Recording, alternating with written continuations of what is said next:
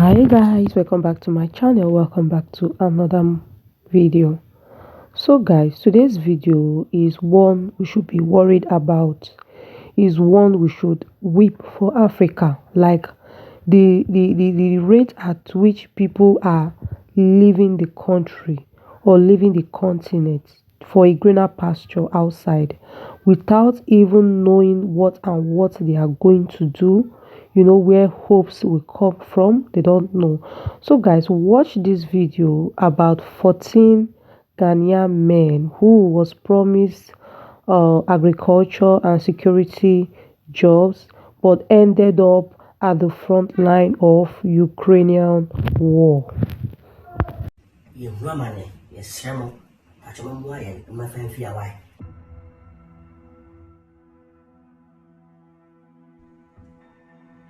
14 young men from Ghana embarked on a journey they believed would change their lives forever. Lured by promises of secure, well-paying jobs in Russia, these men left their families behind with hopes of building a better future. But what was meant to be a life-changing opportunity turned out to be their worst nightmare. We are in an uncompleted building, and this is one of the buildings they destroyed. Okay. Let me show you around. Check inside, check inside. It all began on Sunday, August 4, 2024, when the men said their goodbyes and boarded a plane filled with dreams of success and providing for their loved ones. They arrived in Russia on August 6 through Togo. Their hearts were filled with anticipation, but from the moment they touched down, things took a chilling turn. Upon arrival, they were whisked off to Kostroma, a city in western Russia, to sign what they thought would be employment contracts. Instead, they found themselves faced with a grim reality. The young men say they were deceived by a contractor who had promised them these opportunities, a man known as Abraham Boache, popularly known as one-man supporter in Ghana. Abraham, the man they had trusted, now seemed to be their worst enemy. Abraham Boache, popularly known as one-man supporter. He brought us here. Right. He told us there is a job opportunity over here in Russia, which is security work and then agriculture. Okay. So we paid for our own plane ticket and then visa fee. The military people brought us a contract to sign. And then before, he told us that it's a security work, but we'll be trained by the military. Right. So when the military people brought the contract, we thought it's the training that they are come to train us. The contract, we are come. The day we were signing, he was not around. He was in Moscow. So we called him and told him that I'm the contract are ready to sign. Should we sign? Because he is the one who brought us here. And he said, oh, we'll sign. As of September 17, when I spoke with 3 of the remaining survivors, they were trapped in Donetsk, Ukraine, awaiting orders to be sent to the front line of the war. 2 people out of the 14 said, the commander said they are going to front war, so they should prepare. The next day they are going. Up to now, we've not heard from them. You can't go out anywhere, even if you are going to private. The security and the military escorts you. Their situation is beyond dire. Their passports have been seized, and the 14 who left Ghana together have now been reduced to just 3. Where are the remaining people? We don't know where they are. Just yesterday, they came to take 2 people out of me. And you don't know where you're going to next? We don't know where they are going to. Right now, as I'm talking to you, we are in Donetsk. But then I don't know the exact place we are in Donetsk. The others have disappeared. The only contact they've had is from David Edu, one of the men who managed to get in touch, urging the remaining 3 to escape at any cost.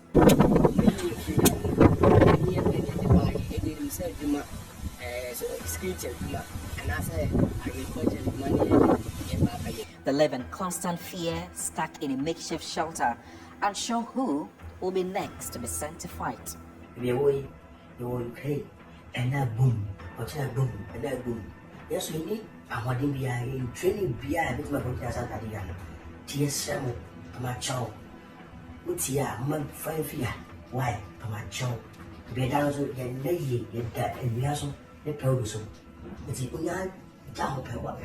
As if the physical and emotional torment weren't enough, they revealed that Abraham Boakye had already taken his cut from each of them, 130,000 rubles from each of the 14 men.